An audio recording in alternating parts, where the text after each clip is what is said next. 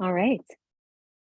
Good evening, everyone. Good evening. Welcome to our first of many, hopefully, wonderful PSV conversations.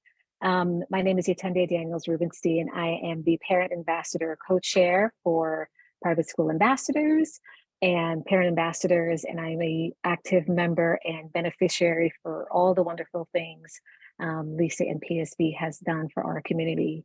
I wanted to invite you to this wonderful conversation with four insanely incredible panelists for this conversation. But first, I want to introduce them to you. So first up, Chris Hunter, who is representing the Ron Brown Scholar Program. He is Director of Graduate and Postdoctoral Partnerships with the Ron Brown Scholar Program.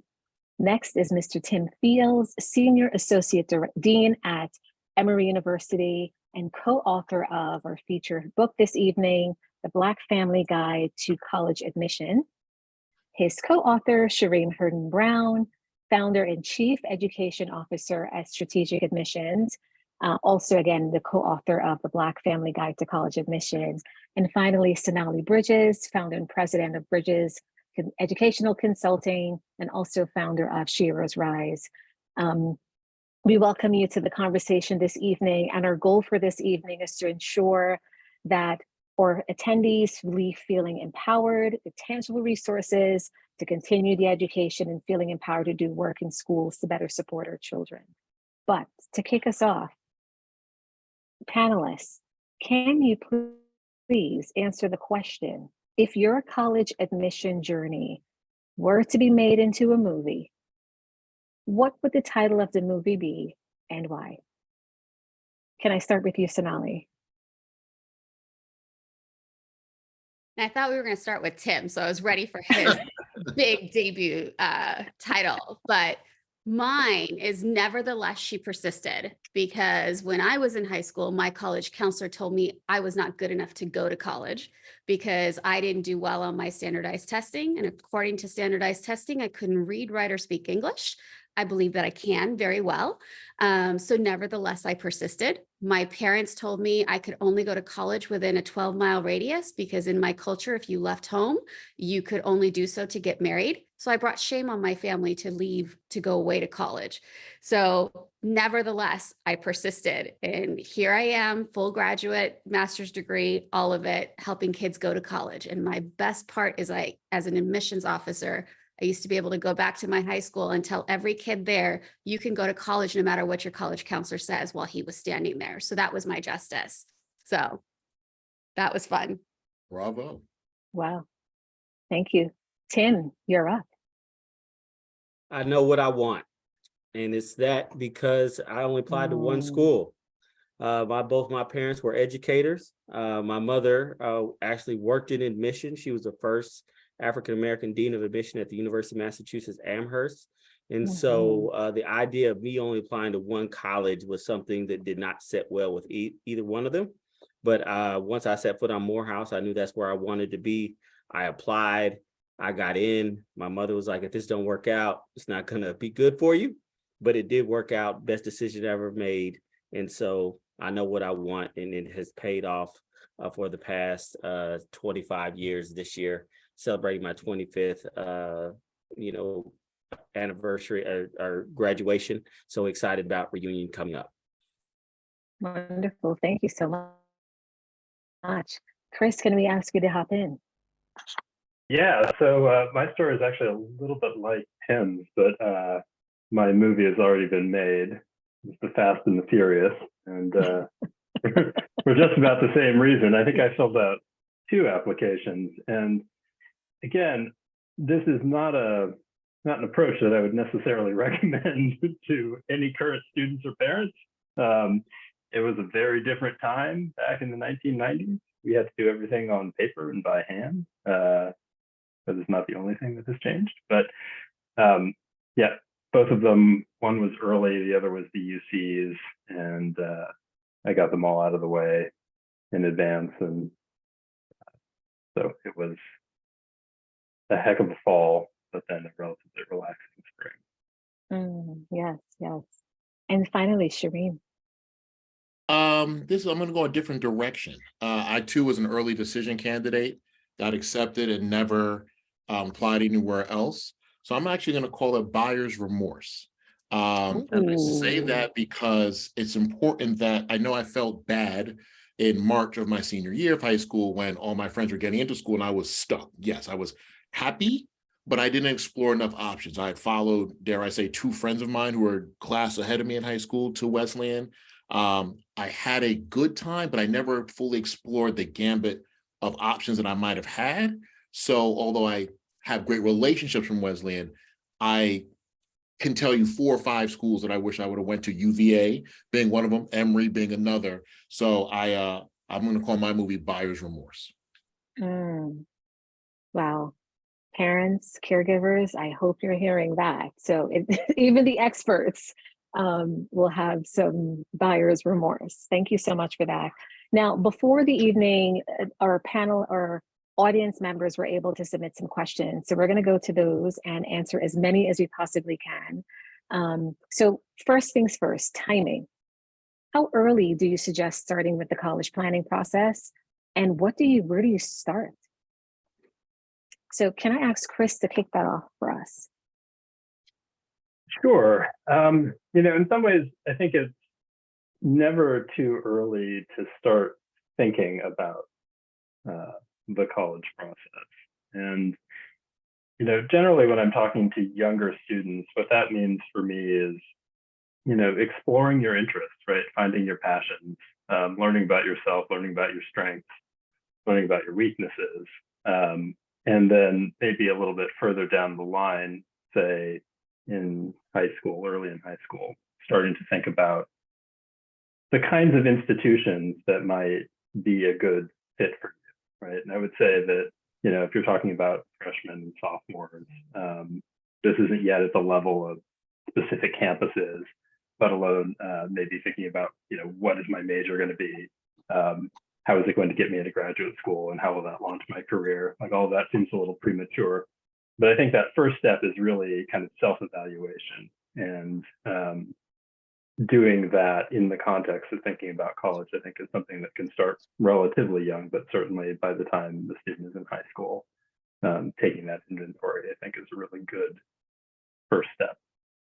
Excellent. I think we would all agree with that. Anybody want to add on to that? How early is too early? And if so, what do you start with? Tim, can I take it to you? That. Yeah. And go ahead, Sonali. One of the things that I was going to share is parents know their children very, very well. And so to me, college can start as early as kindergarten, because you need to pay attention as parents to what your child loves. What do they gravitate towards? Are they artists? Are they playing with Legos? Are they budding engineers? You don't know what the little things are that your child does that may end up what their career path may be or what college they may choose. So it's important to pay attention to that and nurture that, whatever that may be, because once you start paying attention to that and giving them the opportunities to try things out, it makes the college application process so much more authentic and real once you get into being a freshman or a sophomore in high school, because they're already doing the things that they love and they care about. And that doesn't make it hard or difficult. There's 2,600 colleges plus around the country and more across the globe. But if a child is doing what they love, that's naturally a part of who they are, it doesn't feel like work or effort, and it makes that college process so much easier. That's great. Thank you. And Shereem, can I come to you? And then Tim, you can tell us what it looks like. How early are you seeing kids on the college campuses? Go ahead, Shereem. Well, I think I agree with Sonali wholeheartedly that it's important for exposure. Awareness has to happen very early on. And I believe she says kindergarten, I'll say 3rd grade. Once a kid can read and write in the kindergarten, 1st grade, 3rd grade, they're aware where their parents attended. If their parents didn't attend school, then I'm sure their parents are saying education is important. So I do think the college process begins with awareness, which can happen definitely in elementary school. I think the momentum towards the application probably starts in 7th grade-ish because of the tracking of math, science, and foreign language in particular. So by the time they're in high school, they should be taking courses that, as Sonali said, prepare them to apply to the appropriate schools that they want to be candidates for. So For those of you who have middle school students think about the course that your kid is taking and what the sequence of those courses lead to, particularly in 9th and 10th and 11th and 12th grade. And if you're already in high school, just have that conversation with your school counselor so that you're aware of, okay, this leads to that, that leads to this. And because many schools, particularly those of the top tier, are expecting certain courses of certain applicants. So that it's important to be aware. Yeah, love those. Yeah, and so in the morning at 9:30 Eastern Standard Time, I will be in front of some families who will be on campus visiting. And, you know, as I give these information sessions, most of the students that are in there are going to be 11th graders. You know, there may be some, you know, seniors who have already been admitted and just want to kind of get to campus. You know, and I always ask, you know, who's in here? Are there some first year students, second year students, third, fourth? And rarely are there first or second year students on a college visit. And if they are, it's because they have a older sibling who is there. And so actually the actual college visit, you know, actually physically being on the campus, those are mostly going to be, you know, juniors and seniors, depending upon the time of the year that they're in the application process. But, you know, during those first 2 years, you know, obviously you want to begin to think about the college process, begin to think about what schools you want to attend. But definitely the most of the students I see are going to be juniors and seniors that are actually on the campus, getting a feel of what their experience could be. Yeah, that's wonderful. One of the questions actually is a follow-up, and maybe Sonali, you can speak to this. My child is in 10th grade. Am I too late? Have we started too late? And I know we alluded to it in our responses already, but now thinking about the parents who may have written this question, is it too late? And if not, what should we be doing in 10th grade? It's not too late. In fact, you're right on time, is what I would say. Because if you're talking about it in 7th, 8th, or 9th grade, I always tell families that call me, it's not time yet to talk to me. It's really time for you to allow your child to do the things that they love and they care about. And towards the end of sophomore year, making sure that they are taking the right classes, that they're doing leadership and community service and authentically engaging in the things that they care about is what's most important. After sophomore year, we can start curating some of it, right? Of making sure that they are not overloaded and doing way too much and having like 60 extracurricular activities because they think a padded resume is going to make their college application look better. It's not. College is really, and I used to be a former director of admission, and I can tell you, you can tell a kid who has padded their resume to make it look good for college and a kid who really cares deeply about the area and the field of study that they want to go to, because it's a natural extension of who they are. And so by the sophomore year, students tend to know what that is and what that looks like and feels like for them. And if they start that summer between sophomore and junior year of really curating that and honing in on what they care about and love, then choosing the right college is better for them at that point. Don't worry about it before then. Yeah, I love that. So 10th grade, you're right on time. Shereem, I want you to give us a little bit more specificity. So Sonali alluded to courses. You should be making sure you're taking the right courses. So she's talking about the right now, because we're at the end of sophomore year. What courses or what types of courses then, Shereem, should they be thinking about moving into next year? First and foremost, the appropriate courses given their level of, you know, where they are. I'm not going to be I don't think any of us are going to be the kind of counselors or coaches who say, you know, take AP courses, takes, you know, honors level IB courses, take advanced courses exclusively. If you're prepared for that rigor and you want to take that, then bravo. But putting a child in a course or a track that is inappropriate for them, it's that's not going to go well for anyone. They're going to be miserable. They're not going to do well. Their transcript is going to be negatively affected. So that's definitely not a good thing. I do think that Sonali is right that towards the end of the 10th grade, you can start thinking about their testing calendar if they're going to take standardized tests. So they have a full junior year cycle to go through, possibly doing preparation or at least a diagnostic test during tail end of sophomore year or going to junior year. You can talk about the visits, which Tim just alluded to. When are they going to visit? Which holidays during the fall of the junior year can they kind of spot check a few times to go visit, so they're not leaving all to the spring break of junior year where everything becomes a blur. So I do think the classes are very, very important, but they have to be appropriate rigor. Rigor important. Tim is at a associate dean of admission at a very selective school, but no dean wants to see a kid bite off more than they can chew. So I think in tandem with your school counselor or your independent consultant, whatever that may be, you find a nice balance. Absolutely. And I want to lead into Chris. So now so for the parents thinking, okay, we've got the right courses, we've planned well, we've got great activities. So Chris, you're now seeing them in terms of scholarship. Who are great candidates when you begin to evaluate them coming through your desk, or what advice can you offer in terms of the course selection and high school process? So specifically in terms of course selection, what we're looking for are students who are both challenging themselves kind of relative to their peers at their own school, right? Because both for scholarships and I think for college admissions, the benchmark is going to be the institution that you're coming from rather than sort of the candidate pool at large, right? So you happen to be at an institution, the high school, that has fewer AP classes or doesn't have IB, but you're challenging yourself with what's available to you. That's great. We've been, I think, like a lot of places, kind of test optional during COVID, and I don't know whether that will continue to be the standard going forward or not. Opinions will vary, probably even among people on the panel about that, and we can get into that later. But one of the things that really does matter for us, looking at scholarship applicants in particular, is something that Sonali kind of alluded to earlier, and it's leadership and passion, right?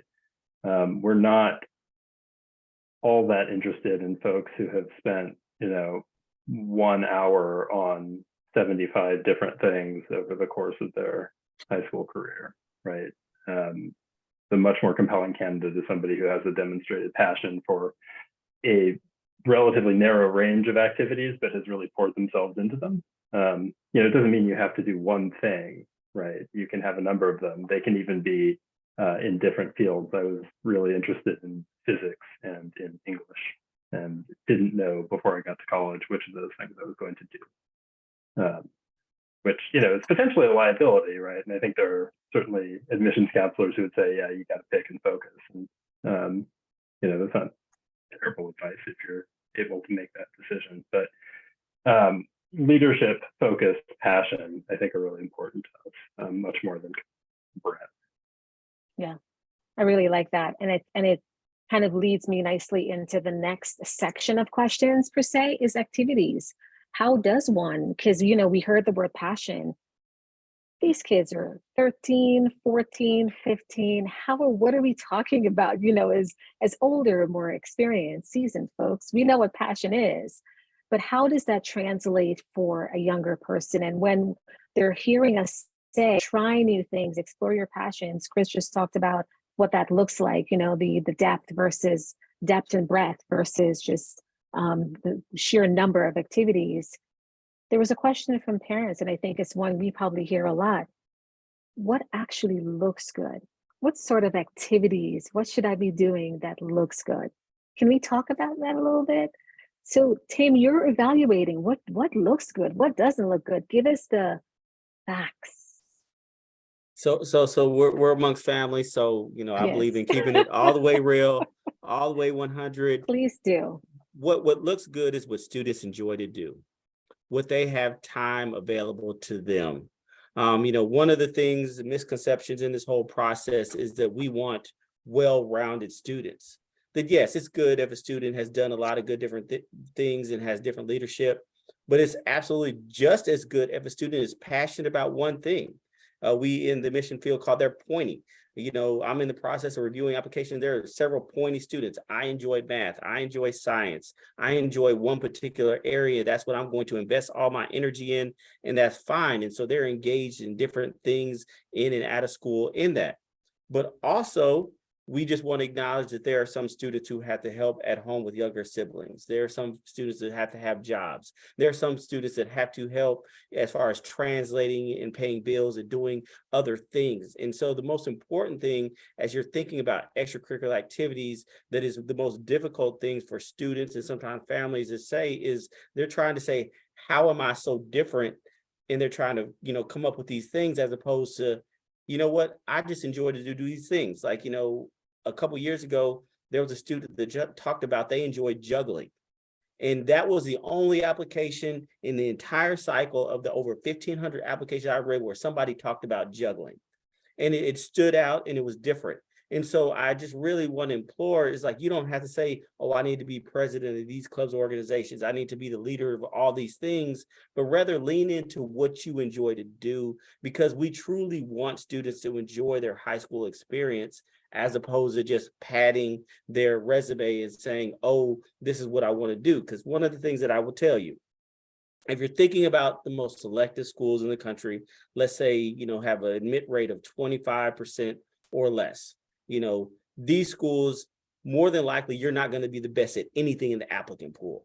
You're not going to be the best applicant. You're not going to be the best, band player. You're not going to be the best mathematician. But what can you be the best at? You can be the best at being you. So lean into those things, and then that will resonate in the application. Folks, y'all heard it. Do you.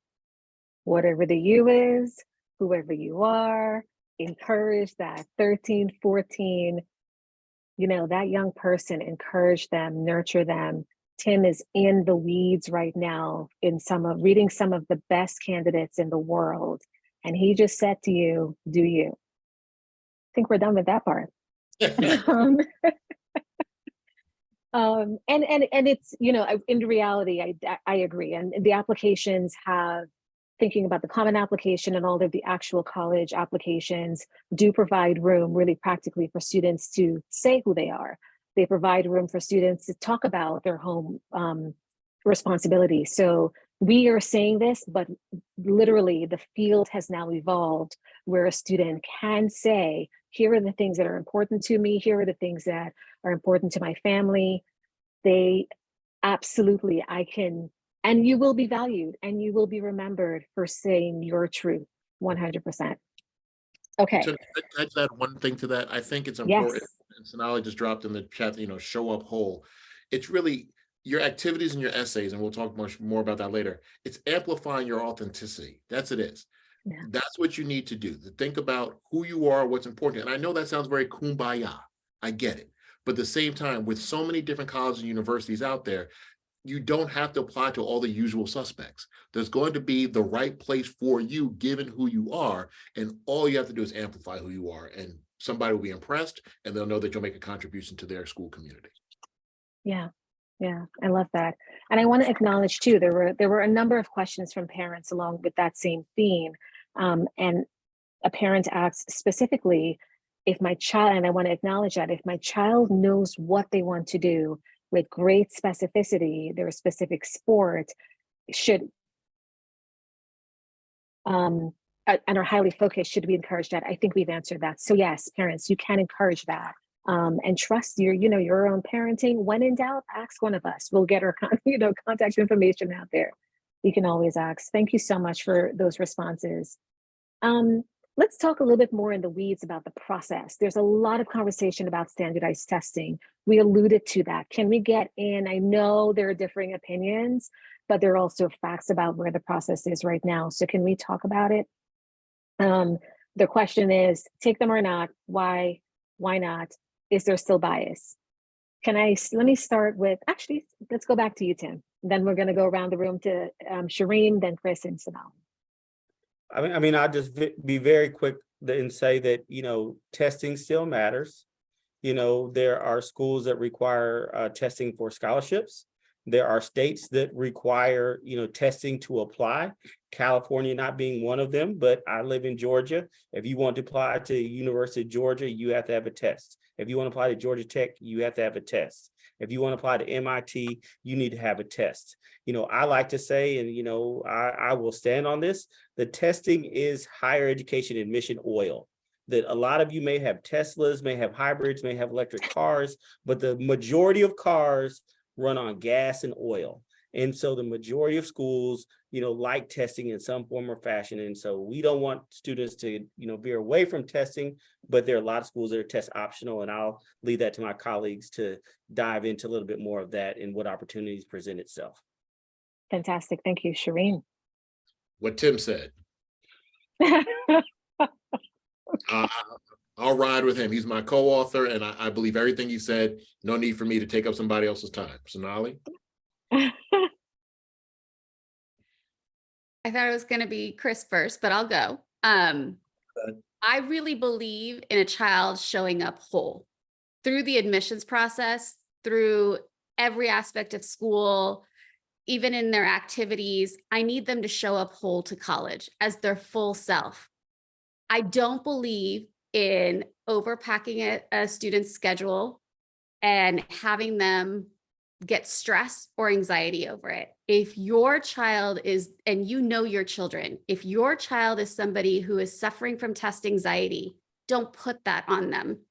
It depends on the school that they're at as well. If they are going to a highly competitive school and they are applying to engineering or business at top colleges and universities, absolutely have them take their test. If they are an art major or a film major and testing doesn't really matter, it's more about their talent, why put them through that? Let them cultivate their passion. So it depends is my answer. It really depends on your child and what is best for them. I don't believe that testing is a one size fits all. There is biases against students and students of color in standardized testing. But I think it's important to remember that testing is always and always has been one factor in the college admissions process. Yes, it may matter in some circumstances at some schools and some majors, but that is not a one size fits all. And I love that this world has changed a little bit, and I'm grateful for COVID in allowing colleges to look at kids holistically. Yes, application numbers have risen, but it allows us to see a kid fully as who they are. And I think this is a beautiful opportunity to be able to highlight that. Yeah, thank you. Go ahead, Chris. Great. I guess one thing I would say is that nobody gets into college on the strength of their test scores. That's not how they work. The other is maybe to connect it to something that Shereem and Sonali and Tim, each in their own way, I guess, were saying earlier. To me, showing up whole as an applicant means that the college application process isn't about finding the secret formula of activities and courses that's going to unlock the school that you think at the outset is the right one for your kid or for yourself. That it's a process of matching, right? Taking who you are legitimately, honestly, to the institutions that are of interest to you. And in that process, finding hopefully the right pairing of student and institution. And I think if that's the perspective, we can think about testing a little bit differently, right? It then becomes a kind of case-by-case evaluation. Does it matter for my major? Does it matter for the kinds of schools that I think I want to apply to? How good am I at taking tests, right? If you're going to get a perfect score on the ACT or the SAT, yeah, go ahead and do that, right? But if that isn't the case, and for most people it isn't, I think the calculus changes a little bit, and then we have to get into some specific questions about the kinds of programs you're interested in applying to, the kinds of institutions you want to go to, and so on. Yeah. So thank you so much for that. The takeaway is, yes, the current landscape is that testing is optional at many places, but at many others it is not. I love that anecdote that testing is the higher education oil. I don't want to admit it, but yes. It is something that we have to consider and keep in the back of our minds, but as a part of a much bigger picture, So thank you so much for that. Yeah, if Yeah. I could just add, I think it's very important to throw some numbers out here. There are Yeah. over 1,200 schools that are test optional in the country. So Mm. there are plenty of schools that are test optional that if, you know, your student doesn't do well or you don't want to test or whatever the situation is, you don't even have to go through that. And also test optional isn't anything that is new that just came with COVID. It's been around for decades. And so it's been a part of higher education, but just know there are lots of institutions that don't even care about, you know, testing, like Caltech. If you had made a perfect 36 on the ACT, they don't care. They're not going to look at it because they don't value it. They don't want it to be part of their process. So just know there are several schools that it's not important. And the most important part of the thing, if we don't get to this, sorry, I'm stealing some thunder, the transcript. That's the most important part of the application process. Nothing trumps the transcript. What have you done during your years in high school? Yeah. I just wanted to jump in on the question of bias, since it was mentioned.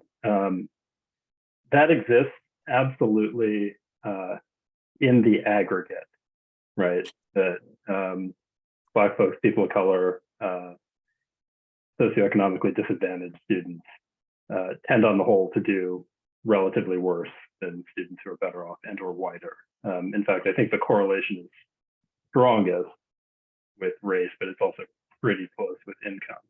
And it does better predicting those things than it does predicting performance in college, which is the thing that it's meant to evaluate.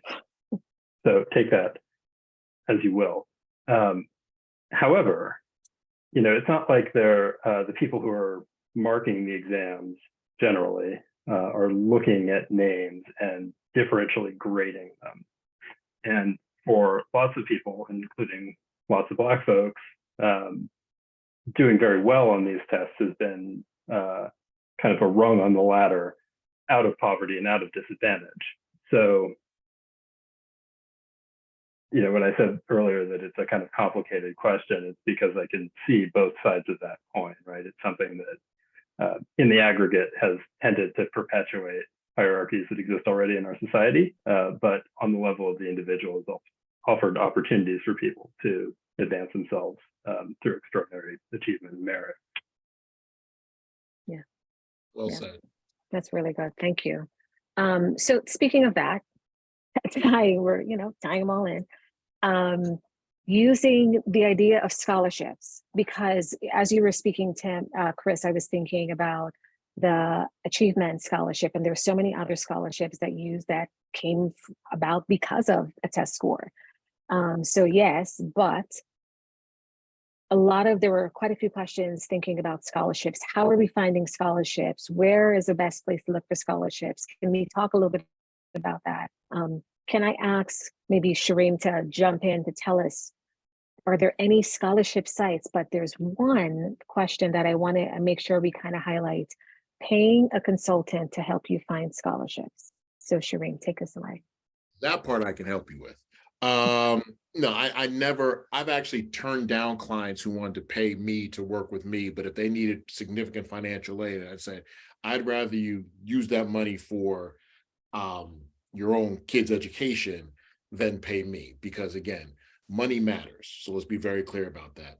When Tim and I wrote this book and in my own business, I'm very, very clear that there are 4 key pillars of the college search process, and that's cost, location, major, and career. And cost is number 1, 2, 3 through 99.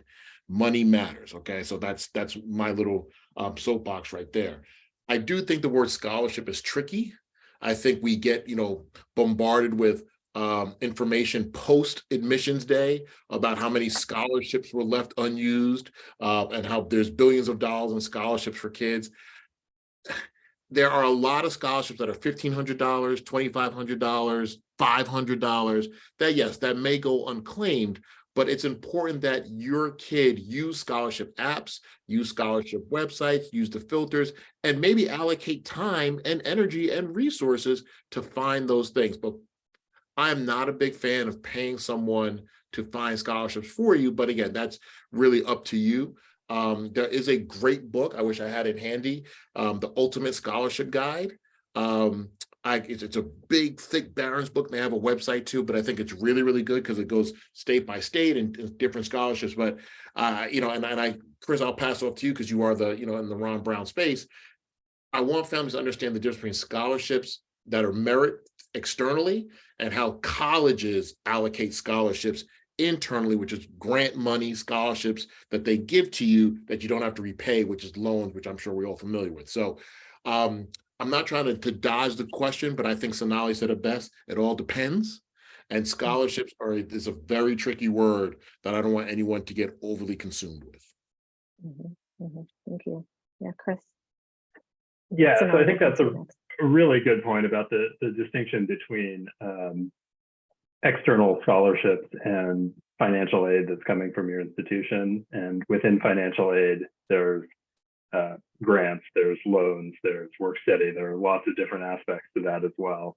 And one of the things at Ron Brown that we work really hard to do is to ensure that the scholarship money that our scholars have won doesn't simply go to offset the grants that they would have gotten from their school, because then the kids don't come out any better off than they were before. It just saves the institution some money.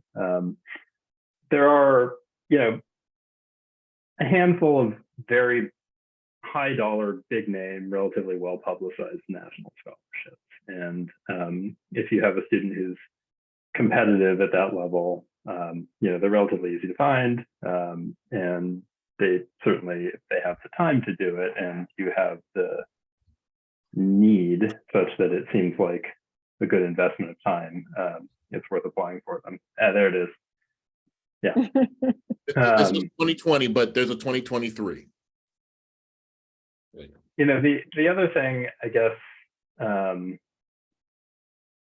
would say, I also hear these numbers about all the billions of dollars of scholarship money that's being left on the table every year. And, a lot of that is we have students who will post the total amount of scholarship money that they've earned. And it's, hundreds and hundreds of thousands of dollars. Many of it earmarked, scholarship money earmarked to particular institutions. No one student can take full rides at 5 schools. So, by that definition, there's 4 schools worth of full rides being left on the table. I don't think it really tells you anything about the general landscape of financing college, that there's money floating around out there. And it certainly shouldn't indicate to you that, if you shell out money to somebody that they're gonna, be able to get their divining rod out and douse that geyser of cash that's somehow just floating under the surface waiting for somebody to tap into it. Yeah, thank you. Sonali, go ahead. Thank you, Chris. I was going to say, all of us belong to professional organizations, and there's a code of ethics that we all need to follow. No financial aid person should ethically charge you even $1 for any kind of financial assistance. And I'm married to a financial aid director of 30 years. So nobody should charge you any money to help you fill out your FAFSA, to search for scholarships, anything of the sort. There's college counselors that you can hire, but we also stick to a specific code of ethics. We may offer that as a service as part of what we do, but nobody should be charging you to do scholarships or financial aid. Reach out to the schools. They will be happy to walk you through it. You reach out to your high school counselor. They'll be happy to do it. And worst case scenario, call me or anybody on this panel. We're all happy to help you, but it's definitely, do not pay for it. Yeah. That's a scam. And if I could, again, summarize the idea of scholarships, they are, and a few folks have alluded to it, there are different kinds of monies that students can earn on the way to enrolling. So you've got the grants, free money, and that can come from a lot of different places. Sometimes it's named scholarship, be from an external organization, but from the school, the university of itself, you'll get a grant of some sort, which is free. You don't have to pay it back. Thank you, goodbye. Then you've got the merit money based on some aspects of the student's application. Again, free, you do not have to return it. Wonderful. The other part that sometimes students report as scholarship, but is not free, are the loans. So they're reporting it's a part of, I got this massive package to college X, but $20,000 of it, of your $50,000 price tag, is a loan. A loan you need to repay, and that comes with significant interest and all the other pieces that are not so great. So keep those pieces in mind. And I feel like what everybody has said is just pace yourself, think calmly and slowly, and know your child, know what their needs are, and understand the differences between free money, merit money, and loans. But any one of us, again, can help do that. There were quite a few questions about the scholarship process, and there are a number of websites, but it takes time and it takes persistence for you to sit down, pace yourself, and go through it bit by bit. Tim. And I just need to jump in because, you know, one of, you know, my soapboxes as we were writing about this book is misinformation and what you are listening to and hearing from other people. So you may hear from a family, my child got a such and such dollar scholarship to this school. And the word scholarship sounds good. It sounds better than grant. If I said, do you want a grant or you want a scholarship? You'll say, oh, I'll take the scholarship. But some schools, it's the same thing. And so as this family saying, oh, my child got a $50,000 scholarship to this school, that's $50,000 that school said, it sounds better to say scholarship than grant. And so be careful as you're going through this process and hearing what other people have done, what other people are saying, trying to follow their process, because you don't know all the factors that went into that. And so just be very careful when you hear that word, just say like, so what exactly does scholarship mean? Where did you receive it? And dig into that a little bit, because unfortunately, there are lots of college and universities who give out a lot of scholarship money, but that's money that they're going to give out anyway. They just know the parents enjoy to brag about their students having scholarship money versus grant money. That's very pointed. Thank you. We are here at the private school village, so there are quite a few questions, and I think we need to, you know, we've alluded to this as a family village. One important question: is it imperative to have someone of the same racial background help you with the college search? Take it away, Shereem. I'll take that one. First of all, you know, in private school village, I'm assuming that, you know, overwhelming majority of people are people of color, you know, BIPOC, and Black folks. Yep, or Black folks. Tim wanted to call our book that, by the way, and I vetoed that. There are very few people of color, independent counselors who can help you with this process. There's not a lot of us out there. Thus, it is critical that you find the best person, regardless of color, who understands who you are and what you're looking for to help you. I am not going to say that I am a better fit for a Black family, just as I wouldn't want a white family to say I'm a better fit for a white family. I have white clients. I'm sure there are white counselors that have Black clients. It is important to me that as a family, as you go through the college search, that you are very transparent with what you're looking for. If you have questions about HBCUs, you ask this counselor ahead of time, are you aware of them? Are you abreast of them and something that you're familiar with? You have to come out in your initial consultation, say what you want, and hopefully that's a good match. So I don't think race should dictate who you choose to help you with your search. I think it has to be much more about the information that person has in order to support you. Now, not a shameless plug, it's honest. Tim and I wrote this book because we knew that Black families had particular concerns about the college admissions process. As parents, Tim and I both have children, as educators, but as people who are listening to our friends and family go through the process, we said, what are the questions and concerns that they have that we can answer ideally or shed some light on in this book? So as a Black family, Black folks on this call, I think the book will help you. But if you want to really find someone in addition to hold your hand through the process, don't let it be dependent upon race. Let it be dependent upon the quality of what they know and the human being, like Sonali said, who's going to encourage your kid to be who they are, not just guarantee you I'll get you into Harvard, Princeton, or Yale, because that person is lying.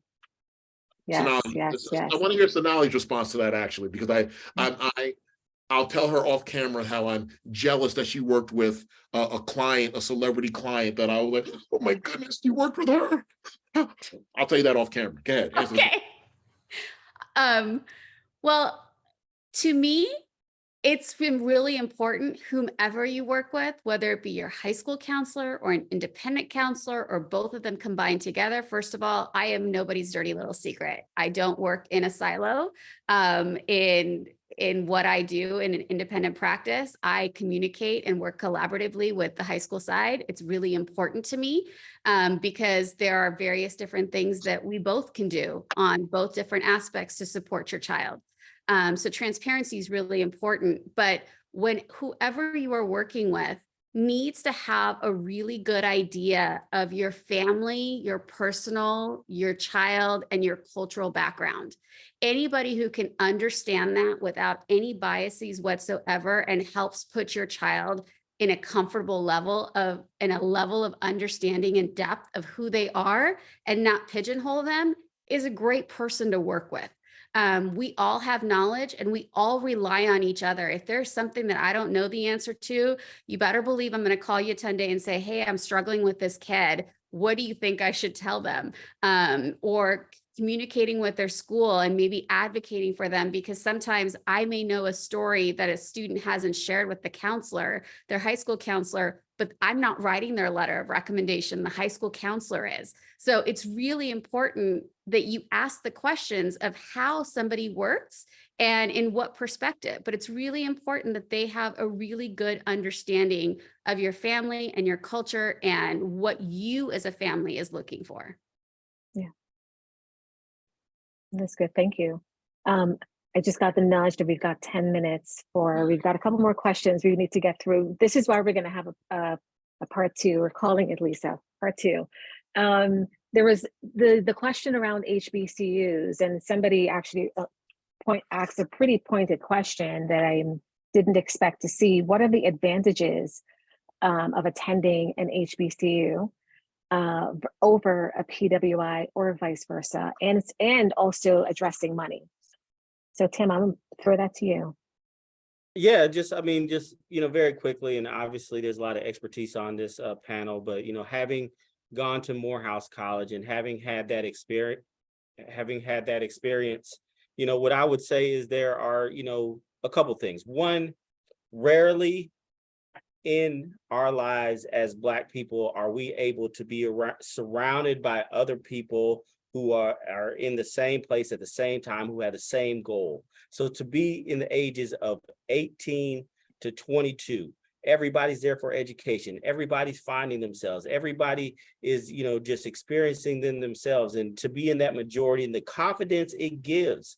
When we think about the environments that a lot of us who have done well, the environments we put our children in, they're majority environments, and there aren't a whole lot of Black people. And the self-esteem that gives that child to go out into the world and say, I know who I am, is something that I think HBCUs really add. I've had the honor of working at Emory for over 20 years, and I can sit back and say, I understand the advantages of a predominantly white institution. I understand what, historically Black college and university has done for me. So as we wrote this book, we have no preference. We don't say one is better than the other. But what we will say is, depending upon where you went to school, depending on what your experience is, we need you to redefine success. So if we're going to celebrate Barack Obama as the first Black president, his beautiful best-selling author wife, going to Princeton, going to Harvard, Barack Obama started Occidental. If we're going to celebrate them, we have to celebrate Oprah Winfrey, who went to Tennessee State, who he probably wouldn't be president without the nod of her. We have to celebrate, Vice President Kamala Harris, who's one-on-one, who there's been no other person in that office of her ilk, and she went to Howard University.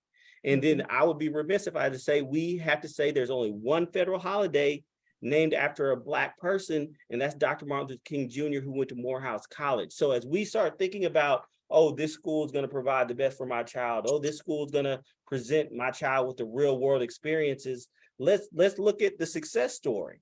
Think about the people successful. You wake up every morning on Good Morning America. Michael Strahan went to Texas Southern.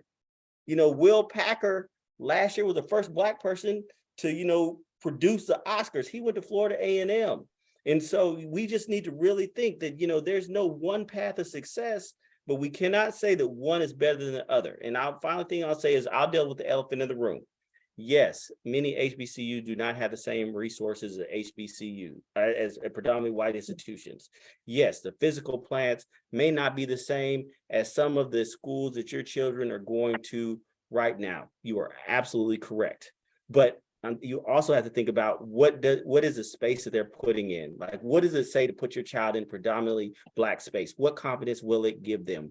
What exposure? And then the final thing is that Blacks aren't a monolith. Like, we can't assume that, all the Black students that go to this school come from lower socioeconomic scales. There's some very rich people who go to HBCUs. There are some people who are from different countries, different backgrounds. If we think about, a different world, all the different people who are on a different world and the different backgrounds they have, that is true of any HBCU. So we just want people to keep an open mind and not make these assumptions about what school is better than the other, because the track records tell a completely different story. And let me just add something to that, Yetunde, because again, I think Tim really nailed it in why we wrote the book, because we didn't have a preference in deciding, but we brought our personal and professional experiences to the table. Part of my story is that I'm from Brooklyn, New York, from Bed-Stuy, but I went to a boarding school in Pennsylvania, a private school. And I've been in independent schools all my life. Bottom line is that when I was looking at colleges, I wanted to be at the most diverse, prestigious school I could get into. And in the Northeast, that's Brown or Wesleyan or maybe University of Pennsylvania. I went to Wesleyan, and Tim hates it when I say that. I feel it was the HBCU of New England. No such thing. But Thank you, Chris. Thank you, Chris. We don't all have to laugh. Thank you, Chris. It's an inside joke between me and Tim. I mean, come on, guys. Hey, Chris can't hold himself over there. Rally together. But in all honesty, and I'll say this to give Lisa props, my job is visiting colleges. I love the Black people energy at the University of Virginia. Love it. Hands down, the Black alumni, the different fraternities, sororities, the energy that they bring together. And if that is what your child needs after they've been in a predominantly white independent school for the majority of their life, celebrate that. You will never meet an HBCU grad who says, I wish I would have went to a PWI. I know a lot of people, Black people went to PWI, said I should have went to an HBCU, because during those critical years of 18 to 22, we need to be celebrated, not tolerated. I know tolerated is a big word, but really think about what your child needs at this critical juncture in their life. And many of them should be investigating, not saying they need, but investigating the possibilities of HBCUs as well as PWIs, and you guys will figure it out from there. Lisa, stop putting stuff in the comments about UVA. I got you. I gave you your props. Flowers. Yes. Yeah. I want to touch on one quick thing, maybe if I can have Chris or Sonali touch on, because we talked a lot about whole person, about making sure we're seeing the child, making sure we're in the process considering what is it that the child actually needs to be, feel, seen, whole, etc. A parent asked about the mental health crisis and mental health issues that comes along with the admission process and schooling and COVID and so forth. I see it in schools. So I want us to maybe, if I don't know, Chris or Sonali, you want to take this question of how do we help students navigate this process, addressing or keeping in mind some of the mental health issues that they may be experiencing, high anxiety, et cetera, et cetera. I'm happy to take it. This is the biggest mental health crisis that the world has ever seen throughout history. So let's start with that. And a lot of it has to do with the amount of pressure that is put on students to think that they need to be X, Y, or Z to attend an A, B, or C school. That's what it is for them. They're all striving towards it. They all get misinformation. But as parents, and as a parent myself, and believing that the child should arrive whole, it's important to have conversations with your children about it's okay to say no. It's really okay to say no. And just this week alone, I can give you 3 examples of families. One has a boy that is dealing with a really huge health crisis. And before he could follow his doctor's orders, his parents called me and said, how is this going to impact his college admissions? I said, he can go to college anytime. he can only have one chance to heal, and we need him here to be able to go to college. So that part of it. Then we have parents who are telling their kids, no, you have to continue with soccer, or you have to continue with the French horn because this is what looks great for college. But the kid is melting down and saying, I don't have enough time to do my homework and I'm not getting enough sleep. What matters more here? And as parents, it's really important to be able to help your child say, okay, let's prioritize, or talk to your counselor, or talk to your teacher or advisor, or any one of us, of what is the most important thing. To me, it's, let's see if you can get your schoolwork done. Number one, let's get you academically sound. If you need to drop an extracurricular activity so that you can get some rest, that's okay. If you need to pause from an activity for a week so you can get yourself together, do so. But on the college admission side, making intentional choices about what is best for your child, and for them to be able to articulate, I made a conscious decision that I was more important than doing X, Y, or Z. That's huge, because that child knows how to advocate for themselves. They know who they are. They know what their limits and their boundaries are, and they're making good choices. And making good choices in high school also prepares them to make good choices in college, and also outside in the real world when parents and counselors are not present in the room. So it's really, really important and key. Yeah, thank you so much. I don't know, Chris, anybody else wants to weigh in on that? Yeah, and I want to throw my 2 cents in as an in-school counselor. I think today I spent probably 3 hours working through unexpected mental health crises with students.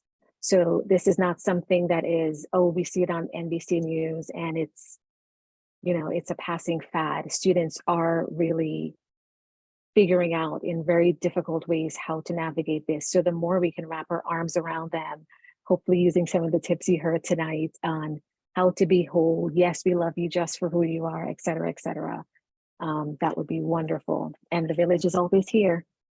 So as we think about rounding out the evening, if each of you can, I'll give you 30 seconds, consider what are 3 takeaways you'd like our PSV village, PSV family to have tonight. 3 things you want based on the conversations we have had, and yes, we'll have a part 2.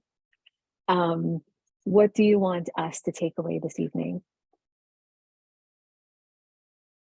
I'll just be very quick. The first thing is, as you go throughout this process, the decisions that you make from start to finish, please let those decisions be made inside your home and not based upon what other people are saying.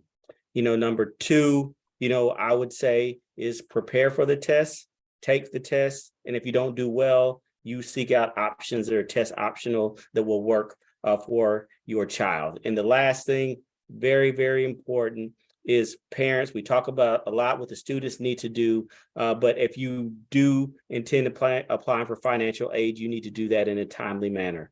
There are a lot of students who lose a lot of financial aid money because the parents aren't together, they don't get along, they don't turn in their tax documents in a timely fashion, and that affects the child. So they're doing all this hard work to meet all the deadlines, and they're not able to get the financial aid they need because the parents won't get their stuff together. I'll piggyback on that and say the tips that I would say revolve around writing essays. I feel like the personal essay, the common personal essay, the personal statement is a rite of passage. And I am terrified of ChatGPTX, not because I'm some old curmudgeon who's saying, you know, I want you to write an essay on a loose leaf with a pencil. But I do think that no one knows you, student, better than you know yourself unless it's your parent. And it's about documenting something from your life, not creating something from scratch. And artificial intelligence can't do that. And we don't want it to do that. So as someone who majored in English, has a master's in English, and has taught English for years, I want you, parents, to help your kids, to remind them, help them to brainstorm authentic, great word Sonali essays that will help them to distinguish themselves in their application process.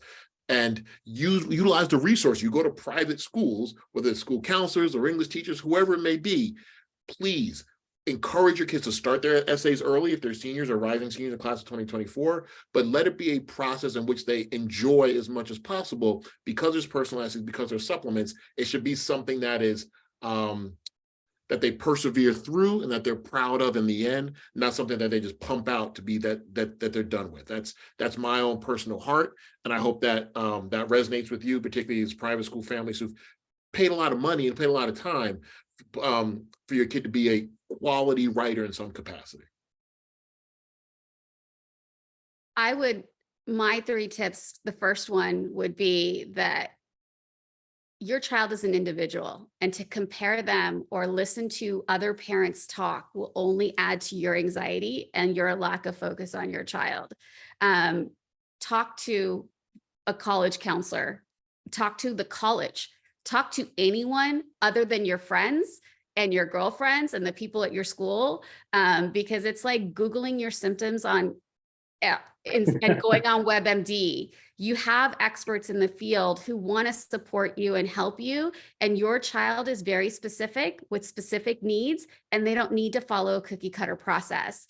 The second thing that I would say is be a parent, preserve your relationship with your child, and more than anything else, allow them to be in the driver's seat. And maybe they could have somebody who is the driver's ed teacher, meaning a college counselor or a professional, guide your child, but you be in the back seat rooting for them, and be the backseat driver. Let them take course, because they have to own this process. It is literally who they are and what they want. And if they do this on their own, the completion of it will build their self-confidence and prepare them for college in ways that you can't even imagine.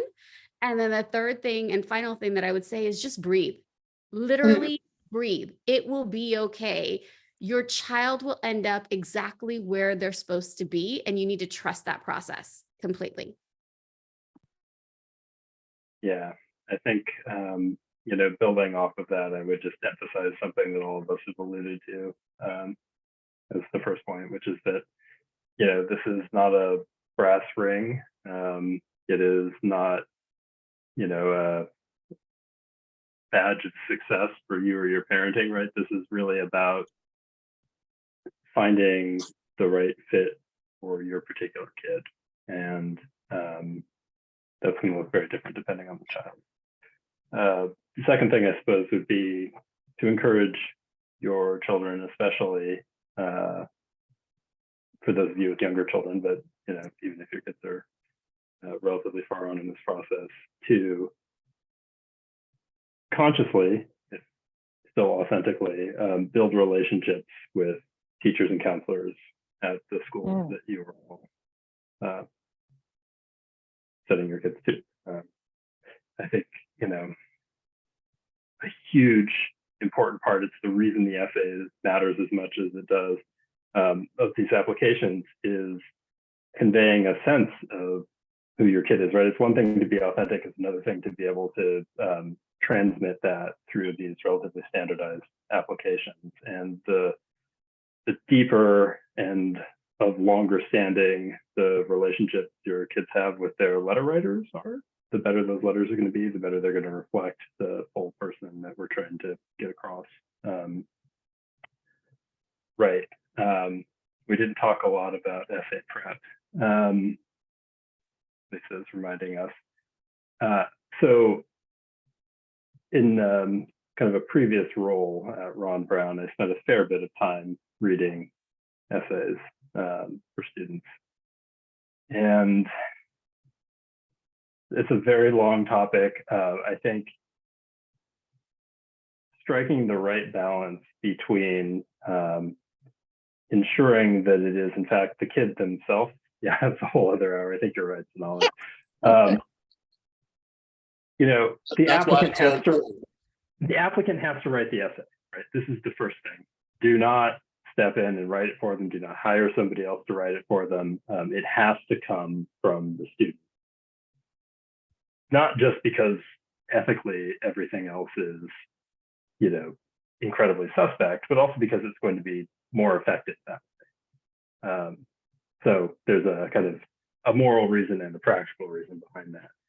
That does not mean that they can't get help and advice in editing and shaping their reflections about their lives and experiences. And they absolutely should do that. I'll stop there. And family, this is why we need a part 2. We will be back. We will be back. And please join me in offering our gratitude and our thanks to our esteemed panelists who spent their time. I know you guys are on the East Coast and it's insanely late there. So thank you for staying up with us on the West Coast. Thank you for offering, truly offering your wisdom and your gifts to our community. That was a lot of good stuff. PSV folks, know that we will send a recording in the coming days with some additional information for each of our panelists if you need to continue that relationship with them. If you have any additional questions, also, of course, let us know. And down the line, look forward to more information. Obviously, I mean, we're just getting started. We could keep going on, but we'll stop there. But so please look out for additional information on future panels. And I don't know if you had any final words, Lisa or anybody else, a final mic drop before we close it out for the evening. I mean, I'll just say this: no matter what, your children are going to win in this process. They are going to be successful. They're going to find the perfect place to go to college. And yes, you know, there's a lot of anxiety and pressure that goes in this process, but just rest assured, they're going to land at the place that is perfect for them and go on and thrive and grow in ways that you can only imagine. Couldn't say it better. Just trust. Trust yourself, trust your child, trust the process, and you end up exactly where they're supposed to be. I fully, firmly believe that. Yeah. And thank you for your trust in coming and listening to us today. Really appreciate that. Thank you so much, everyone. We really appreciate you. Have a fantastic evening, PSV family. Thank you. Look forward to the upcoming recording, additional resources, and we got to set a date for part 2. So check your emails, folks. Part 2 coming. Thank you again. Good night, everybody. Good night, everyone.